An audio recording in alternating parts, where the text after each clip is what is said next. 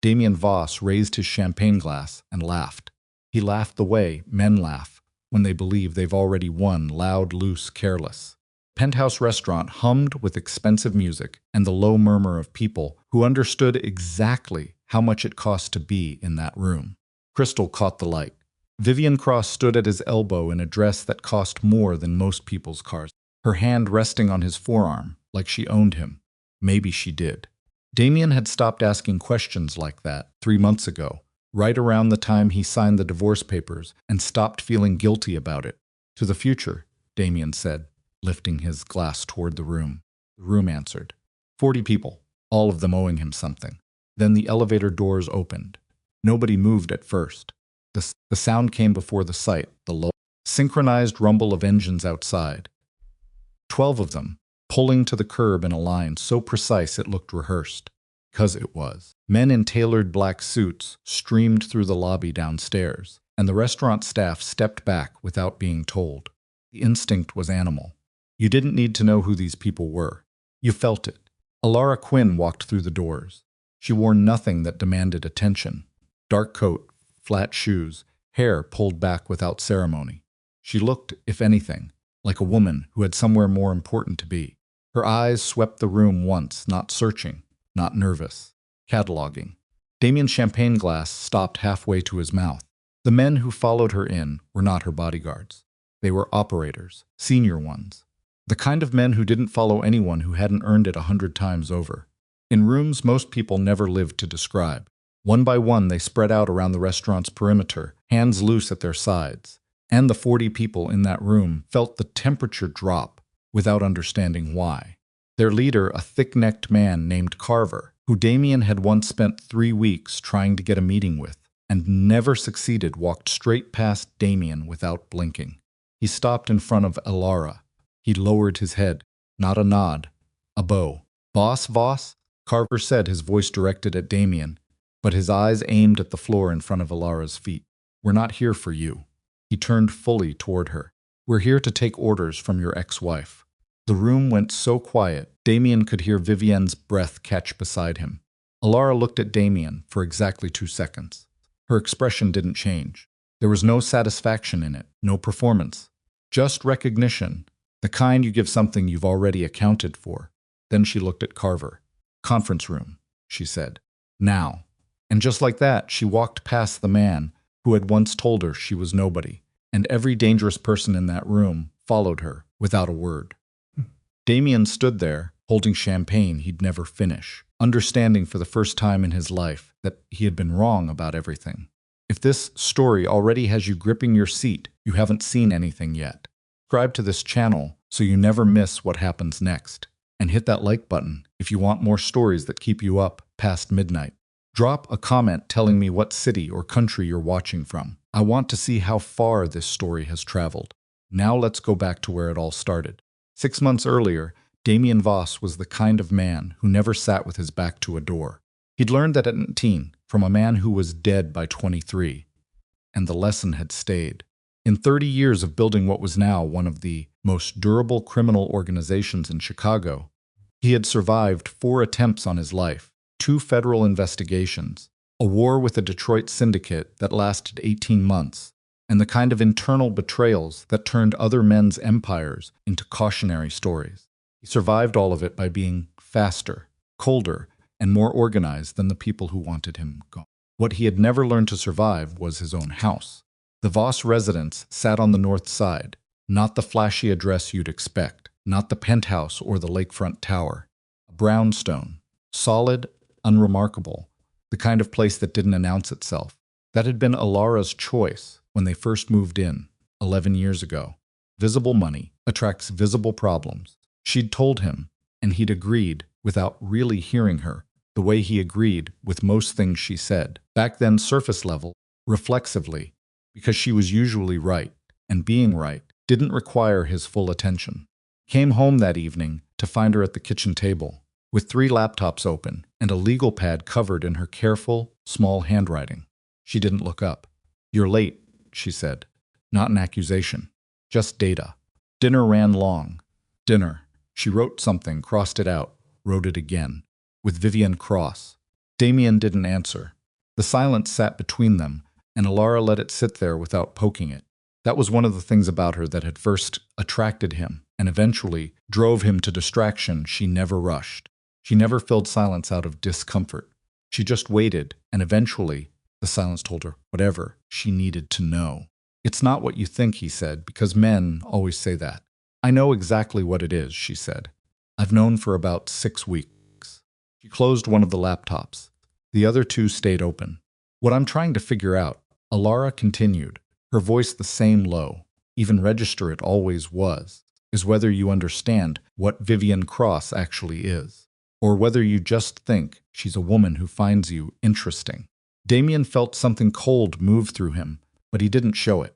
He was very good at not showing things. "She's Marcus Cross's daughter. Political family, clean money." "Marcus Cross's daughter," Alara repeated, "who has met privately with Victor Rain 4 times in the last 8 weeks. The last meeting was 11 days ago at a restaurant in Evanston that your organization uses as a neutral handoff point." She turned one of the laptops to face him. Photograph. Vivian Cross and Victor Rain at a corner table, leaning close. "I don't think you knew about those meetings." The cold thing inside Damien sharpened. Victor Rain was his consigliere, 22 years at his right hand.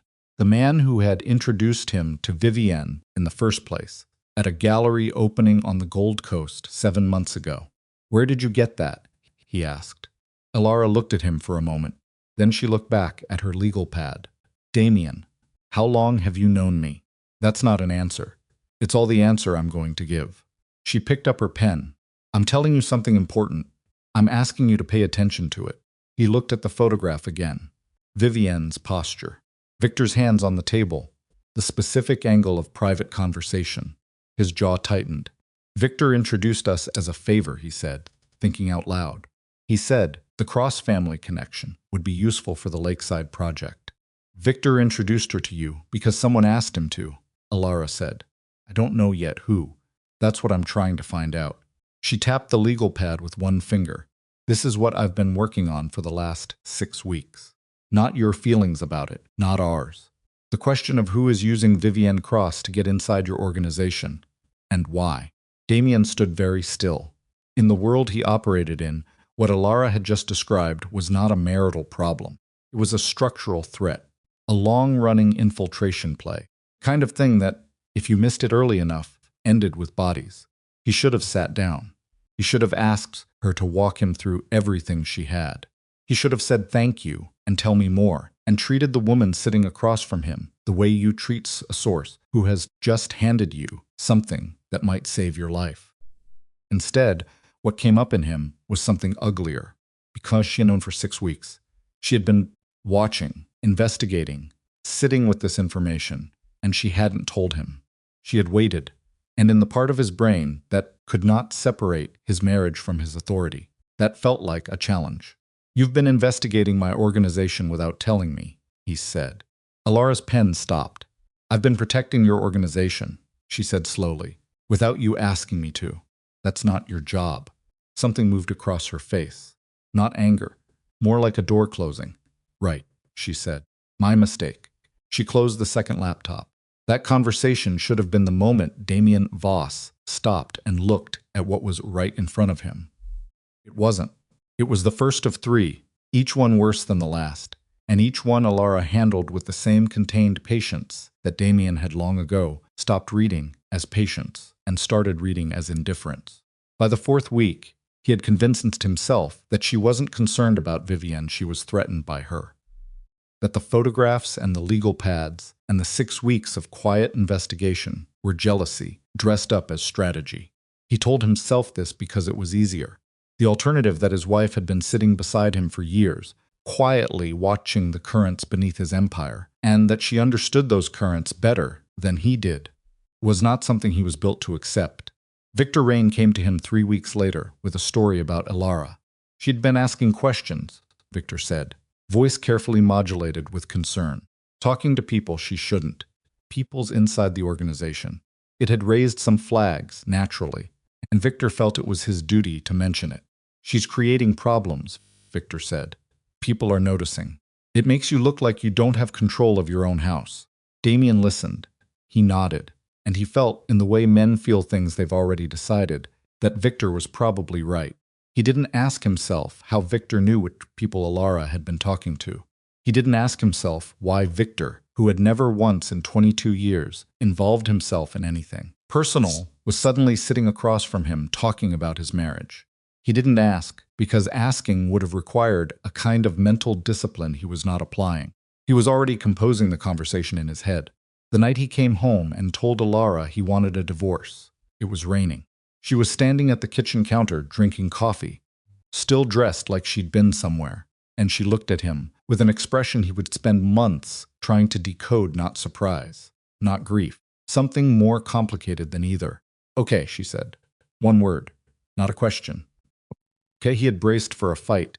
He'd even wanted one, he realized, because a fight would have been evidence that he mattered to her, that this meant something. "I'll call my attorney in the morning," she said. She set the coffee cup down. "I have a few things I need to finish tonight." She turned back to her laptop. "That's it?" he said. His voice was harder than he intended. Alara looked at him over her shoulder. "What else do you want, Damien?" He said things after that. Things he knew, even as they came out, were designed to produce a reaction. He called her cold. He called her absent. He said she had never really been part of his world, that she hovered at the edges of his life like a piece of furniture he'd stopped seeing.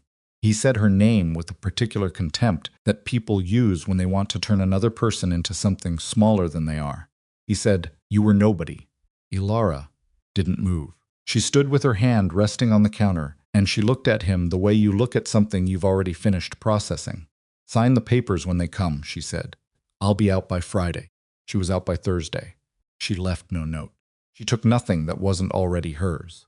The house looked exactly the same, except the two kitchen. Laptops were gone, and the legal pad had been removed from the drawer beside the refrigerator where she'd kept it. He found himself standing in the kitchen the next morning, looking at where it used to be, and feeling something he refused to name. 2 weeks later, the first problem appeared. A shipment scheduled, secured, moved through a channel that had been reliable for 4 years didn't arrive. Didn't get seized. It didn't get hit. It simply redirected, cleanly, to a warehouse in Cicero that didn't belong to anyone Damien could identify. Cargo sat there untouched. No fingerprints, no cameras, stripped, like the hand that moved it had passed through walls. Damien sent men. They found nothing actionable. The second problem came 10 days after that. A crew from a Milwaukee affiliate that had been creeping toward his Northwest territory for 18 months suddenly pulled back. Completely. Their captain sent a message respectful, almost apologetic, indicating they had reconsidered the value of expansion in that direction. No explanation, no negotiation. They just stopped. Damien's people read it as a victory of reputation. Damien wasn't so sure. The third problem was the one that should have cracked him open. A federal inquiry one that had been building quietly for 8 months. One that Damien had 3 separate lawyers working to neutralize, collapsed. Not because of those lawyers. Because 3 of the inquiry's key supporting witnesses suddenly had credibility problems, documented and filed properly with the relevant oversight bodies. Kind of documentation that takes months to prepare and requires knowing exactly where to look. His lawyers were baffled. His lawyers were also relieved. And baffled men who are relieved do not ask hard questions. Damien asked. He started pulling threads. Quietly, personally, the way he had learned to do when he trusted no one else to do it properly. He backtracked each event, the shipment, the Milwaukee retreat, the federal collapse, and looked for the point at which they'd been resolved. And what he found each time was the same thing. The resolution had happened before the problem fully formed. Someone had moved in the gap between the threat emerging and the threat landing and had neutralized it at the source, without violence, without visibility, without leaving a name. He sat with that for a long time. Then he looked at the dates. Every one of them, every quiet save, every invisible intervention had occurred within a window that matched perfectly with the period Alara had described. Her 6 weeks of investigation, her legal pads, her 3 open laptops at the kitchen table while he was having dinner he'd lied about. She hadn't been investigating from outside his organization. She had been operating inside it, quietly, laterally, through channels he had never thought to map, because the idea that his wife might have channels had never occurred to him. Damien Voss sat in his office for a time with that knowledge, and what he felt was not gratitude. What he felt was something much closer to fear. He called Victor. Not because he trusted Victor. He had moved past that, though he hadn't yet articulated why to himself. He called Victor because calling Victor was still reflex, and because he needed to watch the man's face when the subject came up. Victor arrived within the hour. He sat in the chair across from Damien's desk, the way he always sat at ease, composed the air of a man who was always being consulted and never surprised. Victor Rain was 61 years old, gray at the temples, with the kind of face that never gave more than it intended to. In 22 years, Damien had seen that face express concern, pleasure, cold calculation, and careful warmth. He was not sure he had ever seen it express anything unplanned. "Someone has been running interference on my behalf," Damien said. No preamble, for months. Through the organization from inside. "I want to know if you know anything about it." Victor's face did something then, very small. A pause in the rhythm of his expression that lasted less than a second, but Damien, who had studied that face for 2 decades, caught it. "I've heard a few things," Victor said. "Rumors. Nothing I could confirm." "What kind of rumors?" "That someone was moving information around, redirecting, keeping certain things from developing into problems." Victor opened his hands. "I assumed it was one of our analysts. Someone being proactive." "Which analyst?" "That's what I couldn't confirm." Damien studied him.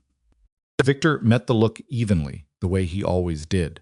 But Damien noticed that he did not ask the obvious follow-up question. He did not ask, "Do you know who it was?" A man with nothing to hide asks that question. A man who already knows the answer doesn't need to. "Tell me about Vivienne," Damien said. Victor shifted, barely perceptible. "What about her?" "The meetings in Evanston. 4 of them. I want you to tell me about those." The silence lasted 3 seconds. In their history together, 3 seconds was a very long time for Victor Rain. "I've been managing a few business introductions," he said finally. "Cross family has interests that overlap with." Victor, Damien's voice was flat. "I'm asking you to tell me the truth." "I am asking once." Victor looked at him, and something happened to his face. Not the small involuntary pause from before, but something deliberate. A decision. "You're asking the wrong questions," Victor said. "That's been your problem for a long time." Damien felt the shift in the room, the way you feel a change in air pressure before a storm. "Wrong questions," he said. "You built something valuable," Victor said. "You built it because you're good at certain things: instinct, force, loyalty. You have blind spots, Damien, significant ones. And certain people have been patient enough to let those blind spots do the work for them." "Certain people," Damien repeated. "You mean you." Victor didn't answer. Which was an answer. "How long?" Damien asked. Victor considered this, and for the first time in 22 years, Damien saw something in his face that might have been genuine, a kind of tired acknowledgement. The look of a man at the end of a very long project. "Long enough," Victor said, "that it doesn't matter when I started. What matters now is what happens next." He reached into his jacket pocket and placed a phone on the desk. "I'd suggest you think carefully about your next move," Victor said. "Some decisions are reversible. A lot of them aren't." Damien looked at the phone. Then he looked at Victor. "Get out of my office." Victor stood, smoothed his jacket, and walked to the door. He paused with his hand on the frame. "I genuinely hoped you'd see it differently," he said. "For what it's worth." Then he left. Damien sat in his chair and did not move for a very long time. Outside the window, the city ran its ordinary business. Inside him, a very old structure was making the sounds that structures make before they fail. He thought about Alara, standing at the kitchen counter. "What else do you want, Damien?" He thought about the photograph she'd shown him. Victor and Vivienne, leaning close at a corner table. He thought about what she'd said. "I don't think you knew about those meetings." And he understood, with the particular clarity that comes too late, that she had been trying to warn him. Not subtly, not as a hint clearly, directly, with documented evidence placed on a table in front of him. And he had called her nobody. He picked up his own phone, looked at the contact he'd kept in the address book without knowing why. He hadn't deleted it after the divorce. He'd told himself it was oversight. Pressed call, It rang once. She answered immediately. "You finally figured it out," Alara said. Her voice was the same as it had always been. Low, even, unhurried. He had listened to that voice for 11 years, and never once slowed down long enough to understand what it was costing her to keep it that way. He started. "I know what you need," she said. "The question is whether you're ready to do this the right way." Outside his window, one of his own cars, a car that should have been sitting in the garage, pulled away from the curb. He watched it go. "Yeah," he said quietly. "Tell me the right way." There was a pause on the line. Then Alara Quinn, the woman he had called nobody, began to explain exactly what she had been building while he was busy looking the wrong direction. And Damien Voss sat in the wreckage of everything he thought he'd understood. And for the first time in 30 years, he listened. Alara's voice on the phone was not warm. It was not cold either. It was the voice of a woman who had long since stopped performing emotions. She didn't feel, and had arrived at something more functional, a controlled precision that in another life might have made her a surgeon or a judge. Damien recognized it. He had just never understood before that it was a skill, not a deficiency. "First thing," she said, "you don't go back to your office." "I'm already in my office." "Then you leave it in the next 3 minutes. Use the freight elevator on the east side of the building. Don't take the car in the garage, they've already flagged it. There's a gray sedan parked on Wacker, 2 blocks north, registered to a shell name you won't recognize. Keys are above the left rear tire." Damien stood up slowly. "You had a car staged." "I had several things staged," she said. "I've been waiting for you to call for about 9 days. Expected it sooner." He moved toward the office door, stopped, turned back, and looked at the room, the desk, the safe behind the painting, the phone Victor had placed on the surface and left. He stared at that phone for 2 seconds. "There's a phone on my desk," he said. Victor left it. "Don't touch it. Don't take it. Leave it exactly where it is." "Why?" "Because it's not a phone," she said. "It's a listening device with a secondary function I'd rather not explain while you're still standing in that building. Walk away from it now." He walked away from it. The freight elevator smelled like cleaning solution and old metal. He rode it down alone, and in the 40 seconds between floors, Damien Voss went through something he would not have been able to name, a kind of controlled demolition of the self-image he'd maintained for 30 years. He was not a man who needed saving. He had never been a man who needed saving. That was the foundational story of everything he was, and it was dismantling in real time, floor by floor. The gray sedan was where she said it was. The keys were where she said they'd be. He sat in the driver's seat and gripped the wheel and breathed. "I'm in the car," he said. "Drive to the Fulton Market area. There's a restaurant called Calder's. It's been closed for renovation for 2 weeks, which means the kitchen entrance on the south side is unlocked and no one is watching it. Go in, go to the 2nd floor and wait. You'll be there?" "I'll be there in 40 minutes. I have one stop first." "Stop." She paused. "I need to collect something before Victor's people realize I'm moving." Damien pulled into traffic. "You think he's watching you." "I know he's watching me," Alara said. "He's had someone on me since 3 days after the divorce. An investigator named Solis. Freelance. Adequate but not exceptional. I've been feeding Solis misdirection for about 2 months, letting him follow me to places that look significant and aren't. Tonight he thinks I'm at a hotel in the Gold Coast, picking up documents from a former Voss attorney." A pause. "I'll be somewhere else." Damien drove. The city moved around him the way it always did, indifferent, dense, lit up, and purposeful, and he felt for the first time in his adult life like he was inside it rather than above it. "Alara," he said. "Don't," she said. "I haven't said anything yet." "You were about to apologize," she said. "I don't need it right now. I need you focused. We can do the other thing later. Or not at all. But not now." He shut up and drove. Calder's in Fulton Market was the kind of place that looked abandoned from the outside and merely empty from the inside. Renovation tarps over the bar, tables pushed to the walls, sawdust ground into the floor planks. The 2nd floor was a private dining room that still had its furniture, chairs stacked on tables, a row of narrow windows overlooking the street. Damien found a chair, put it down, and sat in the dark with his elbows on his knees and thought about Victor Rain. 22 years. He ran through the timeline the way he'd learned to time backward from the present. mapping each event to its likely origin point. Victor had introduced him to Vivienne 7 months ago, but the Evanston meetings Alara had photographed went back further than that.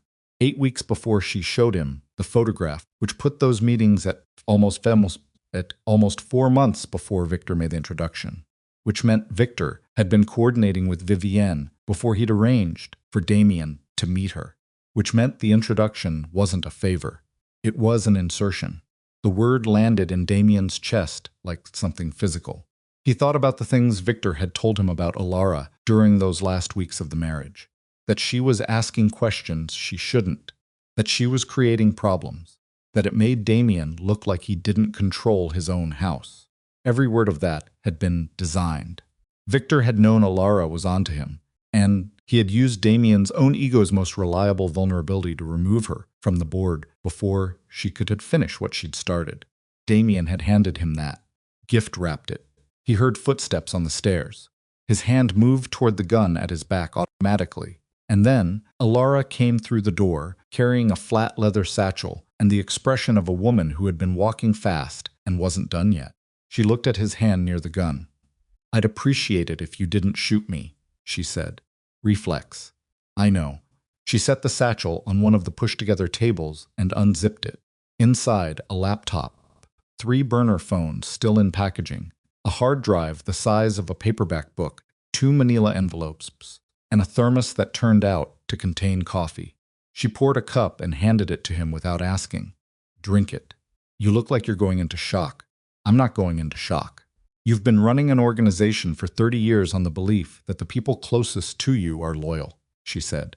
"Finding out that your closest advisor has been engineering your destruction for an unknown period of time, while you were busy discarding the one person who noticed, that's a significant recalibration. Drink the coffee." He drank the coffee. It was good. Of course, it was good. Alara had always made good coffee, which was the kind of trivial domestic fact that hit differently at 2 in the morning in an abandoned restaurant while your organization was being disassembled by your best friend. She opened the laptop. "What I'm about to show you," she said, "is going to make you angry. I need you to hold that anger still until I'm finished, because if you react before I'm done explaining, you'll miss things that matter. Show me." The first file was a financial map. Not a chart, a literal map. Geographic, with colored lines running between entities the way blood vessels run between organs. Names Damien recognized sat beside names he didn't. His organization's accounts were there, clearly labeled, connected by lines that showed the actual movement of money, not the official ledger version, but the real one. And running through the center of it, like a spine, was a separate architecture he had never seen before. A secondary organization, parasitic, built underneath his own. "Victor's been running a parallel structure inside yours for at least 6 years, Alara said. She pointed to a cluster of accounts near the center of the map. "These are the accounts he controls. They've been skimming slowly, carefully, never enough to trigger the kind of audit that would catch it. The numbers look like operational variance, normal leakage. But over 6 years, the cumulative value is, show me the number." Typed. A figure appeared. Damien stared at it. "That's not possible," he said. "It's conservative," she said. "That's the documented minimum. The actual figure is probably 30% higher." He set the coffee cup down. His hands were steady. He was proud of that, in the distant way you're proud of things, when the rest of your brain is occupied with the fact that someone has been robbing you for 6 years with your own infrastructure. "Captains," he said. "How many?" Alara pulled up a second document, a list of names. She turned the laptop to face him. He read the list. He counted. 8 names. 8 of his captains. Some of them he'd known since they were young men running small crews in neighborhoods that barely existed anymore. Some of them had been at his table, at his house, at events he had thrown where Alara had stood at his side and smiled at people she apparently understood better than he ever had. "Marcus," he said. The name came out rough. Marcus Teal, 21 years, his captain in the Southside operation. A man who had driven Damien to the hospital when he was shot in 2009 and sat in the waiting room for 6 hours without being asked. "Marcus was the third to flip," Alarsa said. Her voice was careful. "Not the first, which might make you feel slightly better, or might not. He held out for about 18 months, before Victor found the right pressure point. What pressure point? His son, Alara said. There's a situation involving federal exposure. Victor arranged it and then offered to make it go away. Marcus has been cooperative ever since. Damien stood up. He walked to the window and looked out at the street below. Empty. At this hour, rain slicked, a single yellow cab moving through the intersection. He stood there for a moment with his back to Alara and let the full shape of it settle on him. Victor hadn't just been building something on the side. He had been systematically acquiring Damien's own people, turning the organization into an asset he already owned, so that when the moment came, the transfer of control would happen without a war. No mess. No visible coup. Damien would simply find himself surrounded by men who answered to someone else. And, by the time he understood what had happened, there would be nothing left to fight for. Turned around. Vivienne, he said. Alara's expression shifted.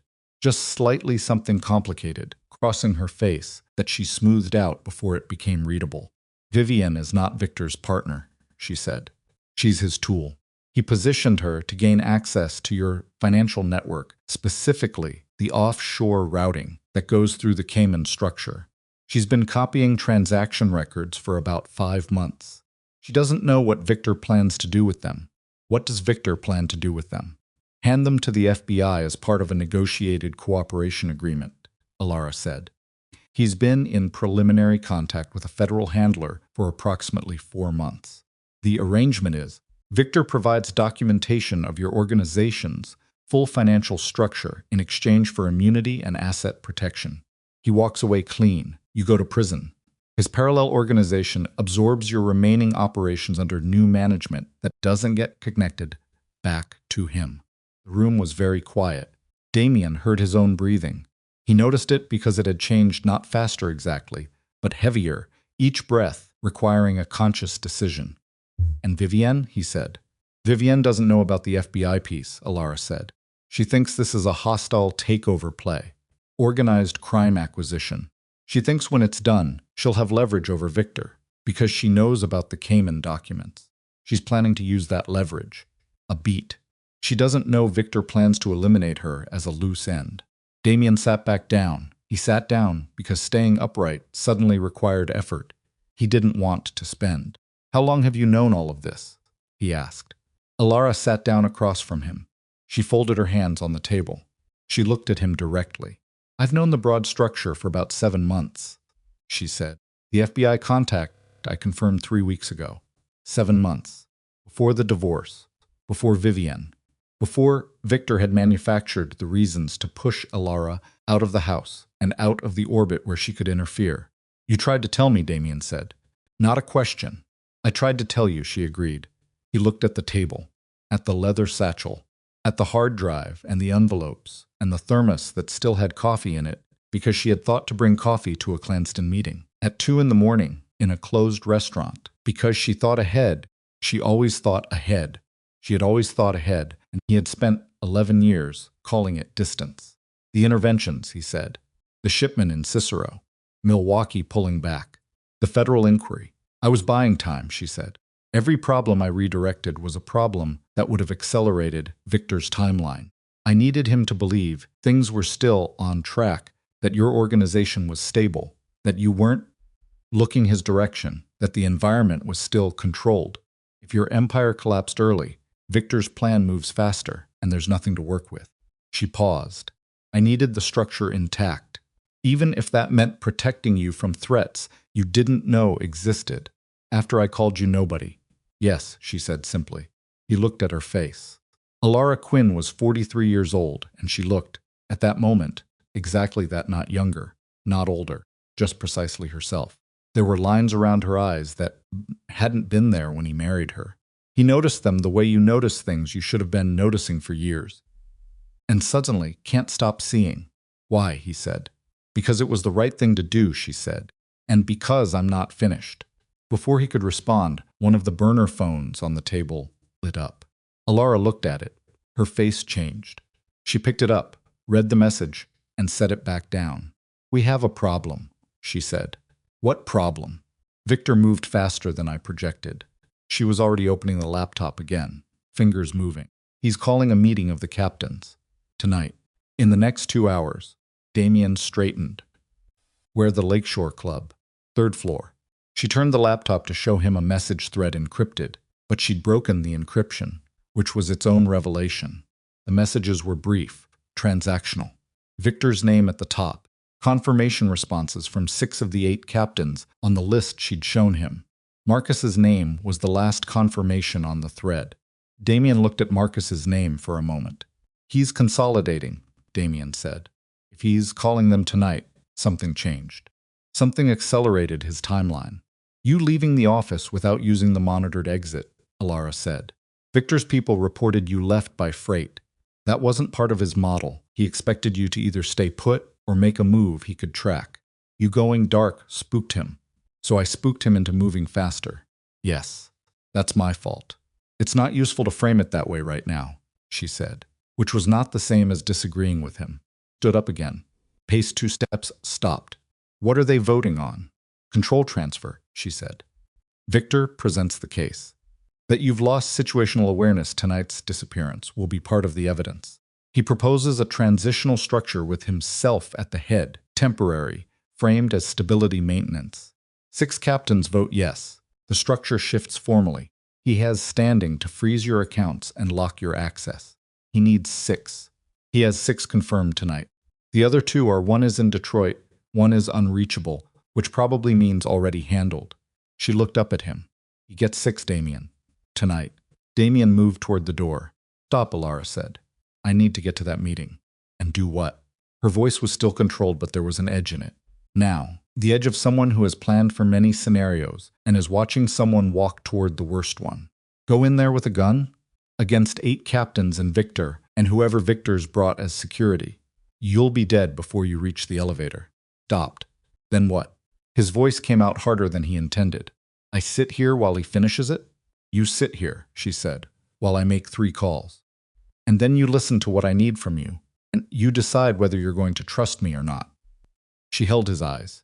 You should understand that this is the only path that doesn't end with you, in a federal prison or a hole in the ground. Both of those outcomes are still very much available if you walk out that door. He looked at the door. He looked at Alara. He sat back down. Alara picked up one of the burner phones. She dialed. Someone answered on the second ring, and she spoke briefly, 4 sentences, clipped, a name and 2 addresses, and a time. She hung up and dialed again. This call she walked to the far corner of the room for, keeping her voice low. Damien watched her back, the set of her shoulders, the way she held. The phone pressed hard against her ear, like she was trying to push the words through it faster. She came back. 3rd call. She made him from the laptop encrypted audio, voice distorted on the other end. When she finished, she sat back down and looked at him. Victor is going to get his 6 votes tonight, she said. Damien's jaw tightened. Let him, she said. We need him to think he's won. Explain that. Victor believes his leverage is organizational, that if he controls the captains and the accounts, he controls everything. He's right, if the only thing that matters is the formal structure. She slid one of the manila envelopes across the table toward him. Open it. He opened it. Inside were documents, account records, property filings, corporate registrations in names he didn't recognize. But the signatures at the bottom of each one he did recognize. Victor's handwriting. On documents transferring ownership of 6 properties to a holding entity that, when you followed the chain 4 steps, resolved back to Victor personally. He's been pulling assets across for 2 years, Alara said, positioning himself to absorb the operation's physical infrastructure the moment the control transfer is formalized. Captains don't know about this part. They think they're getting senior positions in a restructured organization. A pause. They're not. Damien looked up from the documents. Victor's planning to cut them out too, he said. After he has no more use for them. Yes. She leaned forward slightly. Which means the captains who voted for Victor tonight are not his allies. They're his next victims. They just don't know it yet. Damien looked at the documents in his hands.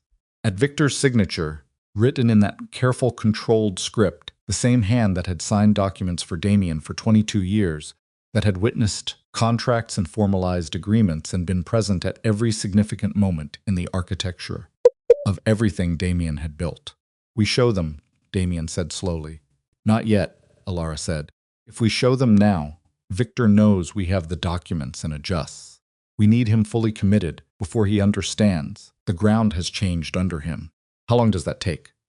She looked at him across the table, and something in her expression, not warmth exactly, but a kind of settled certainty, steadied the room. Long enough, she said. If you can do something very difficult. What? Let him win tonight, she said, and then let him believe he's won for another 10 days. Don't react. Don't move. Go dark and let Victor think you've folded. Damien absorbed that. 10 days, he said. 10 days, she confirmed. Outside, the rain had gotten heavier. It streaked down the narrow windows in lines that caught the distant streetlight and threw it apart into something that barely resembled light at all. Damien looked at it. He thought about 30 years of building something, and about one night that was apparently going to undo the surface of it, and about a woman who had sat across from him in a kitchen 11 months ago with a legal pad and 3 laptops and had been trying, in her careful, contained way, to stop all of this before it reached this point. He had called her nobody. She had spent the following months building the architecture of his survival anyway. He reached across the table and picked up the 3rd burner phone. Still in its packaging, he turned it over in his hands. If I go dark for 10 days, he said, Victor freezes my accounts. He locks my access. My people think I've abandoned them. He looked at her. That's a significant cost. Yes, she said. You understand what you're asking me to give up. I understand exactly what I'm asking you to give up, she said. I'm asking you to give up the appearance of power for 10 days in exchange for the real thing afterward. A beat. It's not a comfortable trade. I'm not pretending it is. Damien set the phone down. And you? He said. What do you give up? Alara looked at him for a moment. I've already given everything I was going to give, she said quietly. I'm just waiting to see if it was worth it. The burner phone on the table lit up again. She looked at it. Then she looked at Damien. And this time the controlled composure cracked. Not much. Just a hairline fracture. Just enough for him to see that beneath all of it she was exhausted. Genuinely exhausted. In the way that people get when they've been running a silent war, alone for a very long time. Victor just formalized the vote, she said. 6 captains. It's done. She set the phone face down. As of 11:53 tonight, Damien Voss no longer controls his own organization. The rain hit the windows. The room was very quiet. Damien picked up the burner phone, peeled the packaging off, powered it on, and handed it to Alara. Program it, he said. I'm going to need a way to reach you. Took it. And neither of them said anything else for a while, because there was nothing left to say, only the long, difficult shape of what came next. And the fact that they were, for the first time since everything fell apart, sitting on the same side of it. 10 days felt like 10 years and passed like 10 hours. Damien Voss spent them in 3 different locations, a studio apartment in Pilsen that Alara had leased under a name connected to nothing, a back room above a dry cleaning shop in Bridgeport, and occasionally, when he needed air, parking structure on West Randolph, where he could sit in the gray sedan and watch the city move without being part of it. He did not call his captains. He did not contact his lawyers. He did not attempt to access his accounts, which were, as Alara had predicted, locked within 36 hours of the vote at the Lakeshore Club. Victor moved efficiently. Damien had to give him that. The restructuring announcements went out to the organization. On day 2, internal communications framed as administrative adjustments, transitional leadership, stability measures during a period of Damien's personal absence. The language was careful, neutral, the kind of language that said everything and nothing. By day 4, 2 of Damien's remaining loyal men not on Alara's list, men he would have staked his judgment on, sent word through channels so circuitous it took a full day to reach him that they were being pressured. Meetings requested.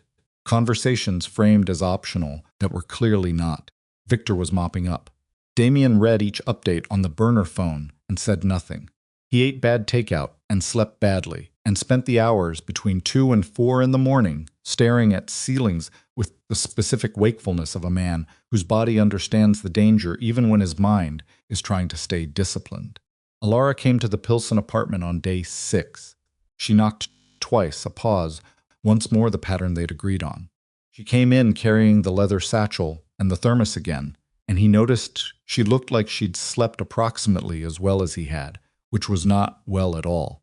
"Talk to me," he said. She sat down and opened the laptop without taking off her coat. "Vivienne's been moved," she said. "Moved where?" Victor relocated her to a property in Oak Park. Private residence. Security on the perimeter, his security, not hers. She turned the laptop. Property listing. Cross-referenced with utility records. He told her it was for her protection. She accepted it. "She doesn't know she's being held. She thinks she's being managed," Alara said. "There's a difference. From her perspective, she still believes she has leverage. She's waiting for the right moment to use it." She paused, closed the laptop halfway. "That's actually a problem for us. Vivienne is not my problem right now. She is if Victor decides she's become a liability before we're ready to move." Alara looked at him directly. "If he eliminates her on day 8 instead of day 15, we lose a witness. Significant one. Vivienne has records she's been keeping her own documentation, which Victor doesn't know. She's not as passive as he thinks. Damien absorbed that. You've been in contact with Vivienne."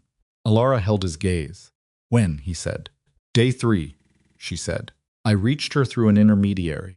She was receptive. Once she understood that Victor's endgame doesn't include her walking away from it." Damien stood up. He moved to the window, stood with his back to her. "You contacted my ex-girlfriend," he said carefully. 3 days into a plan you hadn't fully briefed me on, to recruit her as an asset." "Yes. Without telling me. I'm telling you now. Alara." He turned around. His voice was controlled, but the control was costing him something visible. "We agreed full information. Everything shared. We agreed on the strategic outline," she said. "The operational details are mine. That was also part of the agreement, if you remember the specific words I used." She met his eyes without flinching. "I told you I needed you to trust me. Trust isn't contingent on knowing every move in advance. Trust is not the same as being kept blind." "No," she said. "But control is, and that's what you're actually upset about." She said it without cruelty, which somehow made it worse. "You want to run this operation the way you run everything, full visibility, full authority, every decision passing through you. That's not available right now. Victor has your infrastructure. He has your captains. He has your accounts. What you have is me, and the way I work is the way I work." The room was tight with it, not quite an argument, something more pressurized than that. Damien breathed through his nose and made himself stay still. "Solid," he said finally. "Vivienne, is she going to hold?" "She's motivated," Alara said. "She's also frightened, which makes her more reliable than someone who thinks they have nothing to lose. She understands that her survival is connected to ours. And her documentation, what does she have?" Alara opened the laptop again. Transaction records from the Cayman, routing. Communication logs between Victor and his federal handler. She photographed his phone on 2 occasions he doesn't know about. And she stopped. Something in the pause made Damien's chest tighten. "And what?" he said. Alara looked at the screen for a moment. Then she looked at him. "There's a third party," she said. "Someone Victor has been reporting to. Above him in the structure. Someone who has been funding the parallel organization since the beginning." She turned the laptop to face him. A name on a document. A corporate registration. An address. Damien looked at it. He read the name 3 times. He sat down. "That's not possible," he said. "I know," Alara said. The name on the document was Richard Voss, Damien's older brother. Richard Voss lived in Scottsdale, now had for 9 years, ever since he and Damien had agreed, with the forced civility of men who'd grown up in the same house and never liked each other. That distance was better for everyone. Richard ran legitimate businesses, or had appeared to. Property development, hospitality, a small logistics company that Damien had always vaguely known about and never examined. Brothers who don't trust each other don't examine each other's books. That was the unspoken arrangement. Damien sat with both hands flat on the table, fingers spread, the way you press down on a surface when you need to feel something solid. "How deep?" he said. "The funding goes back 9 years, Alara said. Richard's been bankrolling Victor's parallel structure since the beginning. The logistics company is the conduit. It processes revenue from your operation, skims Victor's cut, and routes it to Richard's holding entities in layers that would take a federal forensic accountant 3 months to map fully." She paused. "I mapped it in 6 weeks. 9 years. Victor had been running this for 9 years. And Richard, who had sat at their mother's funeral with a face like grief and shaken Damien's hand and said, "Whatever you need, we're still family," had been funding it the entire time. Richard wanted the organization, Damien said. It wasn't a question. Richard wanted what the organization produces, as Lara said. He doesn't want to run it. He wants the revenue stream, legitimized and routed through his property infrastructure, indefinitely, without his name anywhere near it. Victor runs the operation. Richard gets the return. Clean, distant, deniable. And when Victor hands the FBI my financial records, Richard's portion of those records doesn't appear, Alara said.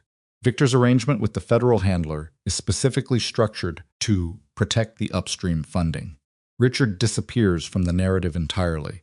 Victor gets immunity. You get indicted. Richard keeps collecting. Damien breathed. He thought about 9 years. He thought about every phone call, every holiday, every piece of choreographed normalcy between him and his brother. He thought about Richard's voice on the phone 2 Christmases ago saying, "Sounds like things are going well," in that distant, slightly bored way he'd always spoken, and what that distance had actually meant. "Does Victor know you know about Richard?" he said. "No," Alara said. "Victor thinks the Richard layer is invisible. He doesn't know about Vivienne's documentation. And he doesn't know I've been inside the parallel organization's financial architecture for 3 weeks." She reached into the satchel and pulled out the hard drive. Everything is on here. The parallel accounts, the Voss family routing, federal handler communications, Victor's asset transfers, the Oak Park property. All of it, organized, sourced, and formatted for presentation. Damien looked at the hard drive. "Formatted for who?" he said. Alara's expression didn't change, but something shifted in her eyes. The look of someone delivering information they've been waiting to deliver and are not certain of the reception. "There's a federal investigator named Carla Mead," she said. "She's not the same handler Victor is using. Different division, different jurisdiction. She's been building a separate case, financial crimes, RICO, for about 14 months, and she's been running into because her documentation keeps coming up short at the structural level. She has the surface. She doesn't have the architecture." Damien went very still. "You want to give it to her," he said. "I want to give her the architecture in a way that implicates Victor Richard and the federal handler Victor has been using, who is, incidentally, accepting payment for his cooperation, which is its own federal crime." Alara set the hard drive on the table between them. Victor's immunity deal collapses if his federal handler is exposed. Without immunity, Victor faces the same indictment he was selling you into. Richard loses his insulation. The parallel organization becomes evidence rather than infrastructure. Damien looked at the hard drive, then at Alara. "And my organization," he said. "Your documented cooperation with Mead's investigation, combined with the evidence you provide, positions you as a primary witness rather than a primary target." She said it cleanly, without softening it. "That's not immunity. That's mitigation. You'll have exposure. A significant portion of what you've built will need to be restructured under terms you don't fully control. That's the honest version of what this costs." The room was very still. Damien looked at the table, at the hard drive, at the thermos of coffee that had gone cold. "You're asking me to cooperate with a federal investigation," he said. "I'm asking you to survive," she said, "with as much of your life intact as possible, which is more than Victor was going to leave you." Stood up. He walked to the small kitchen of the Pilsen apartment, ran water from the tap, stood over the sink, with both hands on the cold metal edge. His reflection in the dark window above the faucet looked like someone he didn't entirely recognize, older, harder in a different way than he was used to. The lines round his eyes from too many nights not sleeping. He heard Alara's chair move, then her footsteps. She stopped a few feet behind him. "There's something else," she said. He gripped the sink edge. "Tell me." "I found something 3 days ago," she said. "I've been deciding how to tell you." A pause. "There's no good way, so I'm going to say it directly." "Say it." "Victor has a contingency," she said. "If the control transfer is challenged, if you try to fight back through any conventional channel, he's authorized to use a specific piece of leverage. Against me." Damien turned around. Alara's face was composed. Cost her to keep it that way, he could see that. Now, could read the effort underneath it, the way you can the structure of a building through its facade. What leverage, he said. I've been operating inside your organization for 11 years, she said. Not officially, not on any record. But the interventions, the redirected shipments, the compromised witnesses, the redirected federal inquiries. Victor has documentation of all of it. Enough to tie me to criminal facilitation at a scale that would, she stopped, recalibrated. If he presents it selectively, without the context of what I was actually doing, it reads as independent criminal operation. It reads as me running something of my own inside your structure. Damien stared at her. He'd use it to shut down your cooperation with Meade, she said. Tainted witness. Compromised evidence chain. Everything I've built on that hard drive becomes legally questionable if I'm simultaneously under indictment for the same class of crimes. When did you find this? 3 days ago. You kept working. There wasn't another option, she said. Damien's hands came off the sink edge. He crossed the kitchen in 4 steps and stood close enough that he could see the precise moment when her composure acknowledged the proximity, a small tightening around her eyes. A breath held 1 second longer than normal. Listen to me, he said. His voice was as low, stripped of everything except what he meant. I need to know right now, is there a version of this where you are not in legal jeopardy? Where what you've done is defensible? She held his eyes.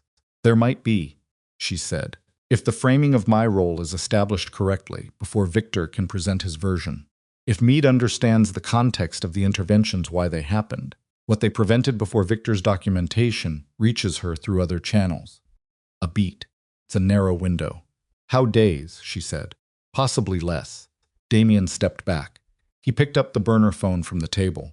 He turned it over in his hands the way he'd turned the packaged one over on the night they'd sat in the dark restaurant, and the rain had run down the windows. Then his phone, the burner, the only active line he had rang. Not Alara's contact, a number he didn't recognize. He looked at Alara. She looked at the phone. She nodded once. He answered. The voice on the other end was Marcus Teal. It's me, Marcus said. His voice was rough, lower than usual, the voice of a man talking in a space he wasn't sure was safe. I know you're not supposed to be reachable. I know I'm one of the 8 on whatever list you have. I'm not going to pretend I haven't earned that. A pause, and in it, Damien heard something he hadn't expected from Marcus Teal in 21 years. Victor called another meeting tonight. Not a captain's meeting. A different kind. Another pause. He's not restructuring Damien. He's ending it. All of it. The captains who voted with him, he's moving to neutralize them before the federal transfer. I overheard enough to understand that none of us are supposed to be around to testify when this is finished. The silence on the line was long enough that Damien heard Marcus breathing. I know I have no right to ask you for anything, Marcus said. I know that. Damien looked at Alara. She was already at the laptop, already moving, her face tight, with the specific alertness of someone whose timeline has just been compressed by half. Where? Damien said. Lakeshore Club again. Midnight. Marcus's voice dropped further. Victor's bringing people I haven't seen before. External. Not ours. Go, Damien said. Act normal. Don't signal anything. He ended the call. He looked at Alara. He moved the timeline up, she said. She didn't look up from the laptop. The contingency I found 3 days ago. This is what it was contingency for. He's not waiting for the federal transfer. He's collapsing the structure tonight and handing over the documents tomorrow morning, which means our 10 days are gone. We have until midnight, she said. The laptop screen threw light up against her face, sharp, flat, colorless. She pulled up a contact, typed a message, sent it before he could read it. Then she picked up her own phone and made a call that lasted 40 seconds, during which she said almost nothing and listened with her eyes closed. When she hung up, she sat very still for a moment. Carver's people can be at the Lakeshore Club by 11:30, she said. But that's not the play. If we go to the club, Victor knows we're coming and we lose the element of timing. She looked at him. The play is Meade. Tonight. Right now. You want to go to a federal investigator at. He checked 11:15 at night. I want to give Carla Meade the hard drive. And 45 minutes of my time, Alara said. I want to walk her through the architecture fast enough that she can make calls before midnight. If Victor's people are arrested at the Lakeshore Club on Meade's authority, not ours, hers, the federal transfer collapses, the immunity deal collapses, and Richard Voss's insulation evaporates simultaneously. And the contingency, Damien said. Victor's documentation of your interventions. If I walk into Meade's office voluntarily tonight, with evidence of this scale, the context of my role is established by me before Victor can define it. She paused. Still a risk. I won't pretend otherwise. Damien looked at her. The hard drive on the table, at the leather satchel that had been traveling with her for days, like a piece of her that lived outside her body. This goes wrong, he said. It won't go wrong, she said. Not confident. Certain. The specific certainty of someone who has checked their work 3 times and knows that certainty is all that's left. Alara. He said her name the way he hadn't said it in 11 years, without impatience, without the distracted surface-level deployment of someone who had stopped listening. Just her name, with the full weight of what it meant. If this goes wrong, I want you to understand something. What I said, Damien. She stood up. She looked at him with that face she had, the contained one, the one that cost her, the one he had spent 11 years misreading as coldness, and had only recently understood was the opposite of cold. Was in fact the warmest thing about her, the way she held things carefully because she understood their weight. This goes wrong. You can say whatever you need to say, but right now I need you to put on your coat. He put on his coat, picked up the hard drive and the satchel and the burner phone, with Meade's contact already dialed, waiting for his finger to press the call button, and she held it out to him. He looked at it, at the screen, at the name above the number. You want me to make the call, he said. It needs to come from you, she said. You're the cooperative witness. I'm the person explaining the evidence. The order matters. A beat. Push the button, Damien. He took the phone. He looked at Alara Quinn, at the woman, who had worked in silence at his kitchen table, while he ate dinner with someone else, who had redirected threats he never knew existed, who had built the documentation of his survival. In the months after he told her she was nothing, who had contacted his ex-girlfriend and recruited a federal investigator and staged a gray sedan on West Wacker, and still, after all of it, brought coffee, and he pushed the button. The line rang once. Carla Meade picked up. This is Damien Voss, he said. I have something you need to see. Carla Meade did not sound like a woman who had been asleep. She sounded like a woman who had been waiting not for this call specifically, but for the category of call that this was, the kind that arrives past 11 at night, from a number that doesn't exist in any database, carrying a voice she recognized from 14 months of building a case around its owner's financial architecture. She listened for 20 seconds without interrupting. Then she said very precisely, "Where are you right now?" Damien told her. "Don't move," she said. "I'll come to you." She arrived in 31 minutes, which meant she had not come from home. 2 people with her, a man Damien's age who never gave a name and a younger woman carrying a hard case that turned out to contain recording equipment. Meade herself was compact. Mid-50s, dark hair going silver at the part, wearing a coat that had seen better years over what looked like clothes she'd pulled on fast. She walked into the Pilsen apartment and looked at Damien, then at Alara, then at the hard drive on the table, and her face did the thing that experienced investigators' faces do when they see something significant. It went very still and gave nothing away. "Miss Quinn," she said. "Special Agent Meade," Alara said. They knew each other. Damien looked between them. Neither woman offered an explanation, and he filed that under to address when the city wasn't about to collapse. Alara plugged the hard drive into her laptop and turned the screen toward Meade, and for the next 38 minutes, she walked her through the architecture, the way a structural engineer walks someone through a building load-bearing elements first, then the systems, then the places where the foundation had been quietly compromised. Meade asked questions that were sharp and short and never wasted a word. The unnamed man beside her took notes in a small notebook with a pen that scratched audibly in the quiet apartment. The younger woman had stopped setting up recording equipment and was simply listening, her eyes moving between the screen and Alara's face. Damien sat to the side and watched Alara work. He had seen her at that kitchen table. He had seen the legal pads and the laptops and the careful small handwriting. He had looked at all of that and decided, in his profound and specific stupidity, that it was jealousy.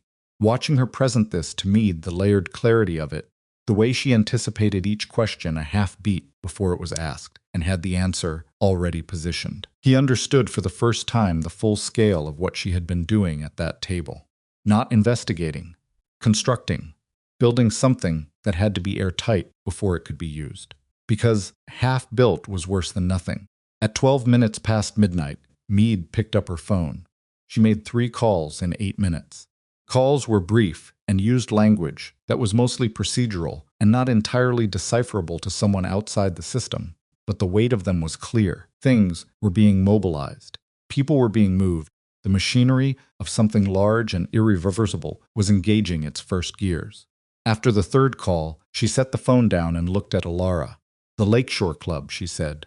"Midnight was the meeting time," Alara said. "Past that. If Victor ran on schedule, the meeting is finishing. My people are already there," Meade said. "We had a partial flag on that location from an unrelated surveillance." She paused. "Rain is still inside." Something moved through the room, not relief. Not quite. Something more braced than that. The feeling of a mechanism that has been wound very tight and is beginning, finally, to release. "Richard Voss," Meade said, looking at Damien directly, for the first time since she'd sat down. "What about him?" Damien said. "When did you know?" 6 hours ago, Damien said. "Same time I called you." Meade studied him for a moment. "I need that to be verifiable." "It is," Alara said. She pulled up a time-stamped file on the laptop, her own discovery log, documenting when each piece of the Richard layer had been confirmed. The documentation locating Richard Voss as upstream funding was compiled from records that were not accessible to me until 72 hours ago. The connection to the parallel organizational structure was confirmed at 9:47 this evening. Meade looked at the timestamp, at the document, then at Damien again. "Your brother," she said. "My brother," he said. His voice was flat. Not performatively flat, actually flat, the voice of someone who has finished grieving a thing and arrived at the other side of it. Meade nodded once, slowly, and picked up her phone again. They moved Damien at 1:15. Not arrested, relocated, which felt technical until you were in the back of a federal vehicle, with 2 agents who didn't make conversation, and the city moving past the tinted windows in amber and gray. Alara was in a separate vehicle. Damien watched the car she was in until he couldn't see it any more, and then he watched the street. The federal building was quiet at that hour in the way that large institutional spaces are quiet. The hum of systems still running, a few people at desks, in lit offices behind glass, the particular air of a place that never completely stops. Damien was taken to a room that had a table, 4 chairs, a camera in the corner, and a mirror that was not a mirror. He sat there for 22 minutes before Meade came back. She sat down across from him and put a folder on the table. "Victor Rain is in custody," she said. "Lakeshore Club, 11:58. He was in the process of concluding a meeting with 6 individuals, 4 of whom we have identified as members of your organization." She paused. "The other 2 are connected to a logistics operation out of Gary, Indiana, which is a thread we've been pulling for about 8 months. The external people Marcus mentioned," Damien said. "Appears so." Meade opened the folder. "The device your Mr. Rain left on your desk, the one you were told not to touch, transmitted for approximately 4 hours before the signal went dead. The recordings captured 2 conversations we're very interested in." She slid a single sheet across the table. Transcript excerpt. 2 voices labeled Speaker A and Speaker B. Speaker A was clearly Victor. Speaker B was a voice Damien didn't immediately recognize, and then he did. Federal handler. The man Victor had been paying. On a recording, in his own voice, discussing the terms of his arrangement with Victor, discussing, specifically, the indictment documentation he had helped structure, discussing Damien's name in connection with charges that had been shaped, not discovered. Damien looked at the transcript for a long time. "He built the case against me," Damien said. "He shaped existing evidence to support a specific outcome," Meade said carefully, "which is a federal crime distinct from and additional to the financial crimes your Mr. Rain was facilitating." She took the sheet back. "The handler is in a building 4 blocks from here. Has been since 2:15 this morning." Damien sat back. "Alara," he said. "Where is she?" "Miss Quinn is in a voluntary interview 2 floors up." Meade said. She has been fully cooperative and has been treated as a voluntary cooperating witness, not a subject. A beat. Her legal exposure from the interventions is it's a complex picture. I won't pretend otherwise. But the context she's provided, combined with the timing and nature of her voluntary approach, changes the analysis significantly. What does that mean practically? It means I'm not charging her tonight, Meade said. It means the path forward for Ms. Quinn depends on how the larger case develops and how her cooperation is characterized in that process. She met his eyes. I am being as honest with you as I can be, Mr. Voss. Can't give you guarantees. What I can tell you is that what she brought me tonight is the most complete financial architecture documentation I have seen in 14 years of financial crimes work. And that's something in terms of how this office treats the person who built it. Damien nodded. His throat felt tight in a way he didn't fully understand. Richard, he said. Meade's expression shifted. Just slightly the specific shift of someone moving from one kind of difficulty to another. Richard Voss was contacted by our Phoenix field office at 2:08 this morning, she said. He is currently being transported to a federal facility in connection with financial conspiracy charges. She paused. I understand this is... Just tell me the rest, he said. Your brother has indicated preliminary willingness to cooperate, she said, in exchange for consideration of his sentencing exposure. Another pause. He provided a statement at 2:26 that included information about Victor Rain's federal handler arrangement that corroborates your documentation. Independently, she watched Damien's face. He's been holding that information for leverage for at least 3 years. Damien looked at the table. 9 years. Richard had been running this for 9 years and had spent at least 3 of those years holding handler information as a personal insurance policy. Because Richard Voss did not trust Victor Rain any more than Victor trusted anyone else. Conspiracy built on mutual distrust and mutual leverage. And somewhere inside it, at the center, Damien's name and Damien's life, being traded back and forth like a marker in a game he hadn't known he was sitting at. He never reached out, Damien said. Not to Meade, to the room. Meade said nothing, which was the right call. Damien stood up. I need to see Alara. She's still in interview. When she's done. He looked at Meade directly. I'm not going anywhere. You know where I am. But when she's done, I need 5 minutes. Meade looked at him for a moment. Then she nodded. They gave him a room with a window this time. Ground floor, frosted glass, the orange blur of the street outside. Stood at it because sitting had stopped being an option somewhere around the 3rd hour. His back ached. His eyes felt like they'd been rubbed with sand. He'd been wearing the same clothes for most of a week and had eaten half a gas station sandwich sometime around 9 p.m. And that was the full inventory of his physical situation. He heard the door. Alara came in. She looked worse than she had in the Pilsen apartment, which meant she looked like a person who had been awake for approximately 40 hours and had spent the last 3 of them in a formal interview being very precise about things that were difficult to be precise about. She still had the satchel. She had stopped carrying the thermos somewhere along the way. She stood in the middle of the room and they looked at each other. How was it, he said. Thorough, she said. Meade? Fair, she said. Which is all I needed. She moved to the wall and put her back against it and slid down until she was sitting on the floor, which was so unlike anything he had ever seen Alara Quinn do that he almost didn't react in time. He crossed the room and sat on the floor beside her, back against the wall, the 2 of them side by side on the linoleum of a federal building at 4 in the morning. Victor's people, she said, the ones he was moving, to neutralize before the transfer. Meade has them, Damien said. Marcus, in a separate room down the hall, I think. Meade didn't specify. Alara nodded. Her eyes closed for a moment. Just a moment. Vivienne, she said. Still at the Oak Park property as far as I know. Meade's people will move on that tonight. She needs to be treated carefully, Alara said. She's frightened and she's been used, and she made choices that weren't entirely her own. That doesn't excuse them, but I know, Damien said. She opened her eyes. Looked at the frosted window. Richard. Phoenix office, he said. He's cooperating. Something crossed her face. I'm sorry, she said. Don't be. I know what he is to you. Or was. I'm still sorry. Damien looked at the floor. The linoleum had a crack running diagonally across one corner, old and settled. Stared at it. "When did you know about him?" he said. "I suspected for about 4 months," she said. "The logistics company, something in the routing pattern was wrong. The way a piece of furniture is wrong in a room, when it's been moved 2 inches. I didn't have confirmation until 3 days ago." "You carried that for 3 days. Carry a lot of things," she said, and there was no bitterness in it, just accuracy. He turned his head and looked at her profile, the line of her jaw, the way she held herself even now, even exhausted, even on a floor at 4A.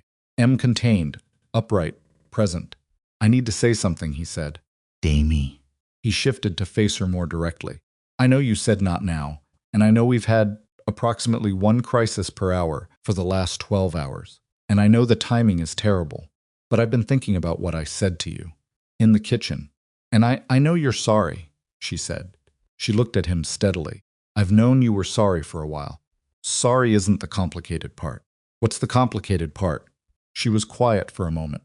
The building hummed around them. HVAC, distant voices, the mechanical breath of a large institution in the middle of its night. "Complicated part," she said slowly, "is that you didn't call me nobody because you were angry. You called me nobody because some part of you believed it. And that part of you believed it because I let it. Because every time I did something for the organization without claiming it, every time I solved a problem without announcing it, every time I protected something without requiring acknowledgement, I was training you to not see me." She paused. "That's not your fault alone. It's also mine." Damien sat with that. "I don't accept that," he said. "You don't have to accept it." "Still true, Alara." His voice was low. "You were protecting me. You were doing the hardest, most invisible work inside everything I built, and you treated me the way people treat invisible things," she said. "Yes. And I let it happen because I believed that if I was essential enough, it would eventually be the same as being seen." A pause. It wasn't. The room was very still. "I see you now," he said. She looked at him.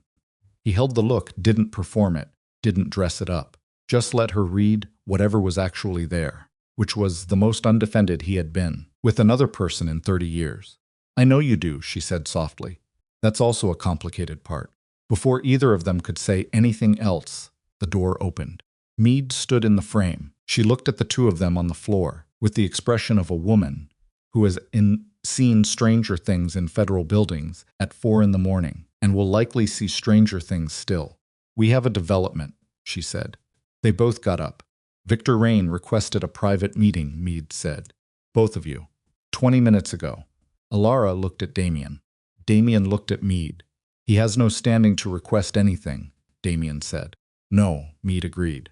"But he told the interviewing agent that he has information relevant to the case that he will only communicate directly to you two."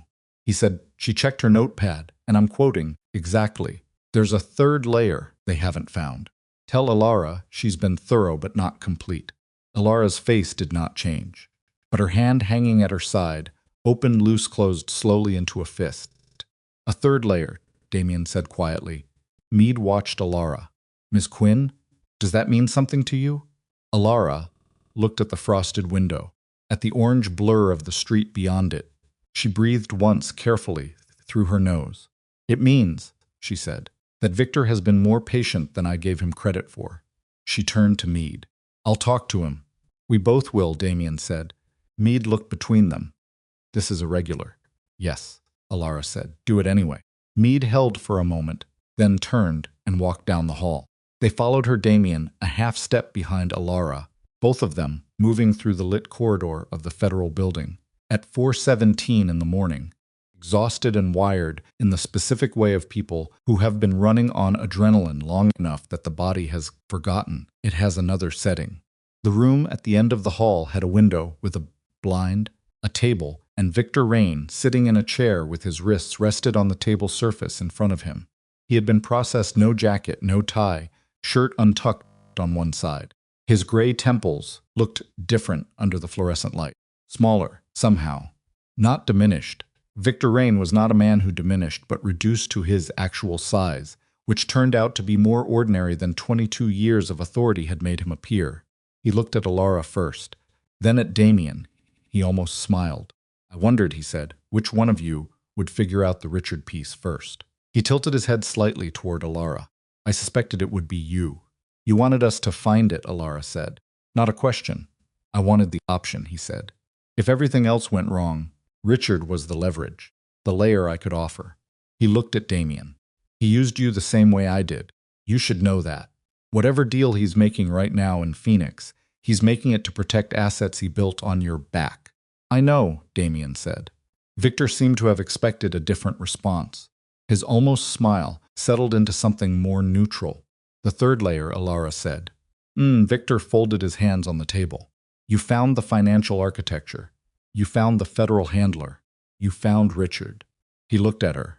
Did you find the clause? Alara's jaw tightened, barely visible. But Damien was standing right beside her. What clause? Damien said.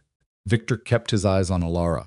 The cooperation agreement I signed with the handler contains a clause buried, technical, formatted like boilerplate that survives the handler's arrest. Triggering mechanism. If the handler is taken into federal custody, the agreement automatically transfers to a secondary signatory.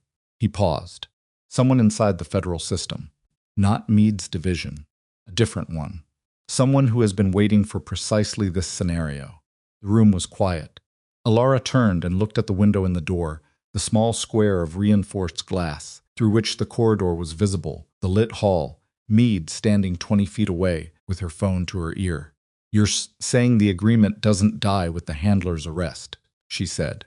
I'm saying, Victor said, that there is a person inside the federal system who has a copy of every document on that hard drive, who has had it for 6 weeks, and who has been waiting for the handler to be arrested so that the trigger activates.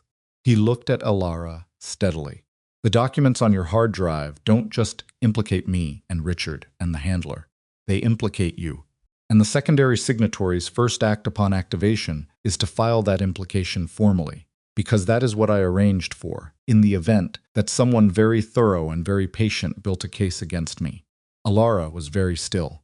You built a contingency against the contingency, she said. I've known you for 11 years, Victor said. I knew if anyone could take me apart, it was you. I just needed to make sure that if you did, you came apart at the same time.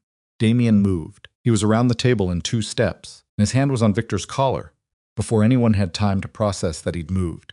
And the two of them were close enough that Victor could see exactly what was in Damien's face. And it was not the controlled anger of a man managing himself, but the raw, unmediated thing underneath all that management.